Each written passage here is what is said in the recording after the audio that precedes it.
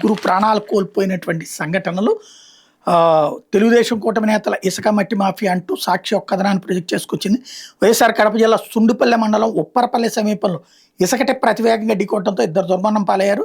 స్థానికుల కథనం ప్రకారం సుండుపల్లెలో జరిగే గొర్రెల సంతకు చిన్నగోలపల్లికి చెందిన గొర్రెల వ్యాపారులు అబ్బన్న గారి జయరామ, రెడ్డిచర్ల రవీంద్ర బుధవారం తెల్లవారుజామున ఇంటించి బైక్ మీద బయలుదేరారు. మార్గమధ్యంలో వీళ్ళ బైక్ని ఉప్పరపల్లె సమీపంలోని బాలరాచిపల్లె నుంచి అతివేగంగా వస్తున్న ఇసుక టిప్పర్ వెనక నుంచి ఢీకొట్టి కొంత దూరం ఈడ్చుకెళ్లడంతో ఇద్దరు అక్కడికక్కడే మృతి చెందారు. ఆయన టిప్పర్ డ్రైవర్ ఆపకుండా వేగంగా వెళ్ళిపోయాడు. సమాచారం అందుకున్న సీఐ సురేష్ బాబు ఘటనాస్థలికి వచ్చి మృతదేహాలు పోస్ట్ మార్టానికి తరలించడానికి ప్రయత్నించారు. దీంతో మృతుల కుటుంబీకులు స్థానికులు ఆగ్రహం వ్యక్తం చేశారు.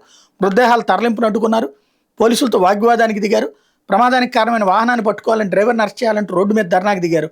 వాళ్ళని పోలీసులు సర్ది చెప్పడంతో ఆందోళన విరమించారు. ఇలా అంటే మృతుల కుటుంబాలకు ఒక్కొక్కరికి 20 లక్షల పరిహారం ఇవ్వాలని రాజంపేట వైఎస్ఆర్సీపీ ఎమ్మెల్యే ఆకేపాటి అమర్నాథ్ రెడ్డి డిమాండ్ చేశారు. మృతుల కుటుంబీకులు స్థానికులతో కలిసి ఆయన రహదారి మీద బైఠాయించారు. కలెక్టర్ ఎస్పీతో మాట్లాడి బాధిత కుటుంబాలకి న్యాయం చేయాలని కోరారు. ఇసుక మాఫియాను కట్టడి చేయాలనే ప్రాంతంలో ఇసుక రీచ్ రద్దు చేయాలని డిమాండ్ చేశారు. అధికార పార్టీ నేతలు అక్రమ మైనింగ్ నిండు ప్రాణాన్ని బలికొంది. పేద కుటుంబాన్ని రోడ్డును పడింది. పల్నాడు జిల్లా నకరికల్లు మండలం కుంకలగుంట గ్రామంలో నల్ల ఎర్ర చెరువులో మట్టిని టీడీపీకి చెందిన అక్రమార్కు యథేచ్ఛగా తరలిస్తున్నారు. డ్రైవర్లకు ఎక్కువ వేతనం అచ్చు పగలు రాత్రి తేడా లేకుండా అక్రమ రవాణా సాగిస్తున్నారు.